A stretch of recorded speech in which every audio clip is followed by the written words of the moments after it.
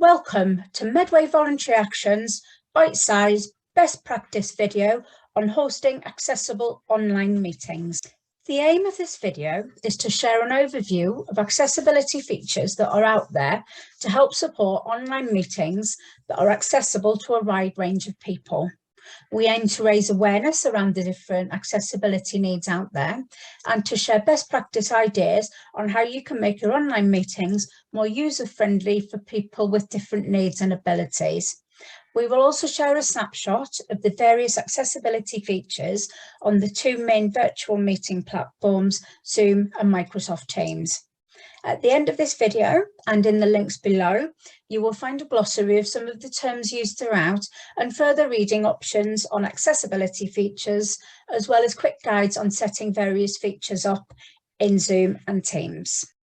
Some of the things you should consider when setting up your meeting include the needs and abilities of people who may be deaf or hard of hearing, those with visual impairments, people who have mobility or other physical support needs, those who may have a range of neurodiverse needs, and those who may have other requirements due to being digitally excluded or have language or speech barriers.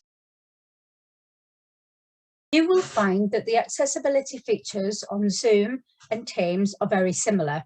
They both have customizable screen displays, including the option to change font sizes, types, colours, etc. They both offer closed caption and subtitling. These are both processes of displaying text on the screen whilst it is being said. Both support keyboard function accessibility.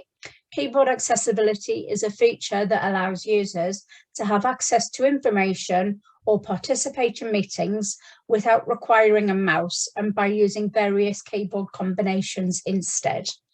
You can switch on a virtual background on both, allowing for a less busy backdrop or one that makes it easier to distinguish the face of the person talking. They are both compatible with screen readers and immersive readers. A screen reader is a form of assistive technology that renders text and image content as speech or a braille output. Screen readers are essential to people who are blind and are useful to people who are visually impaired, illiterate, or have a learning disability. An immersive reader is an interactive reading, comprehension and learning tool that makes text more accessible to learners of all ages and abilities. You can choose to have text read at different speeds and by different voices, change the text, highlight specific parts of the speech, break apart words by syllables, and see words represented of pictures, to name but a few. Both platforms have a reaction section where you can raise your hand to let the meeting host know that you would like to say something or ask a question. They both have a non-verbal feedback option, which can be enabled, that allows people to press buttons to say things like go faster, go slower, I've left on a break, and so on. They both offer automatic transcription. This is a process where audio at an online meeting is converted into written format using voice and speech recognition technology. This is helpful to circulate after the meeting as a record of the meeting. It is important, if you are intending to do this, that you gain the consent of everyone at the beginning of the meeting. Both platforms offer the option to be displayed in a number of different languages. In Zoom, you can also switch on a feature called language interpretation, which, under a set of specific conditions, allows the host to nominate an interpreter of a specific language that people can choose to listen to the audio side of during the meeting. You can download the chat sections on both. They both have a spotlighting feature. Spotlighting in a meeting puts a user as the primary active speaker for all participants in the meeting. This makes it easier to focus on what the person is saying without the distraction of having different faces popping up. They both have a pinning feature. Pinning a screen allows the host of a meeting to disable active speaker view for everybody, so that everybody will just be able to focus on one specific speaker for the meeting, again allowing participants to focus more clearly on the content of what is being said. Best practice tips for people who are deaf or hard of hearing. You can suggest that speakers wear colours that are different to their skin tone. This is so there'll be a high contrast for people who are lip reading, and this will make it easier for them.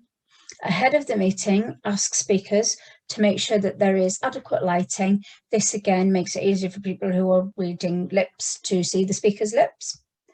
Encourage all speakers and attendees to use a headset and microphone to improve the audio and eliminate any unwanted background noise. For people with visual impairments, you should try to avoid the use of virtual backgrounds or set up a clear backdrop so as not to impair the view for people with sight impairment. So you can actually blur out the background so it will help the participants to focus more on what the speaker is saying. You can suggest use of immersive screen readers, encourage speakers ahead of the session to wear coloured clothing that is different to their skin tone, again, so people can distinguish their faces more easily. You can turn on the pinning or spotlight feature to keep the focus on the speaker and what's being said. Where possible, you can try describing what is being displayed on the screen, e.g. there is a picture of XYZ or a chart on the screen right now. And you can turn on auto transcription again, so people have a record they can go back to after the meeting to refer to. When considering making your meeting accessible for those with neurodiverse needs, it's important to remember that this covers a wide range of specific needs and abilities. You should consider things like doing a personal reminder ahead of the session, maybe a phone call, just to make sure that everybody knows where they need to be, and to check in again on if they have any specific needs that they'll need throughout the session. You could try holding a practice call with them to try out their technology and their ability. Make sure to include plenty of breaks and take pauses as and when needed, just to make sure that everybody's comfortable with the pace of the meeting. Remember to keep things simple, use everyday words, plain language, keep sentences short and do not use acronyms. If you have to use acronyms, please make sure that you define what the acronym is. Suggest that people turn off their camera or self-view if they're finding it distraction, seeing an image of themselves.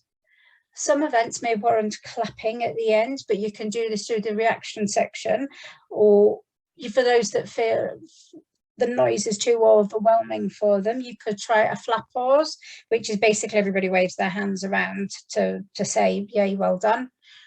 You can switch on the non-verbal features in Zoom, and again, you can also turn on the auto transcription. You should always remember that people with physical and mobility needs may also need some extra help during an online meeting. So you can switch on the non-verbal feature in Zoom, so they can use the reactions panel at the bottom and press one key to suggest if they need to talk or if they agree or disagree with something. Again, you can turn on a screen reader or an immersive screen, which will describe what's going on so they don't have to use the mouse.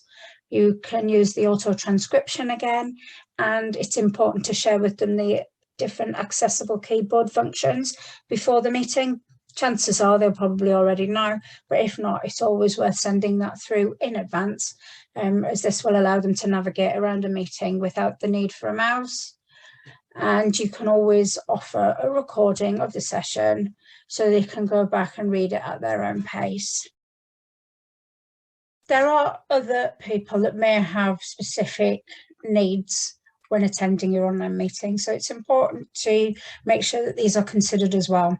You may have people that feel that they're digitally excluded because they don't have access to equipment, Wi-Fi, strong enough signal. So it's worth, first of all, understanding what those needs are and addressing them before the meeting where possible. You could try holding a practice call to try out their technology. If someone's Wi-Fi signal is unreliable, suggest that they join the session via a phone or turn off the camera, as this sometimes helps. And if that's not possible, you could suggest that they try sitting as close to their Wi-Fi router box as possible. You could also look at investigating local device line services and SIM cards for those who don't have access at home. If you're holding an event around a given topic, then a language terminology guide may be useful to ensure equal understanding and sensitive use of language throughout. When you're on a video conference, there can be a perceived pressure to perform, so you can manage the stress by making it optional for people to turn on the camera in meetings. There are language interpretation features within Zoom and Teams that you can also switch on, and the language interpretation feature. Best practice things to consider before your meeting. Try and send out the links, meeting materials, and joining instructions as close to the session date as possible. You could also consider making phone calls ahead of the session as a reminder and to check for any accessibility needs that may have been missed.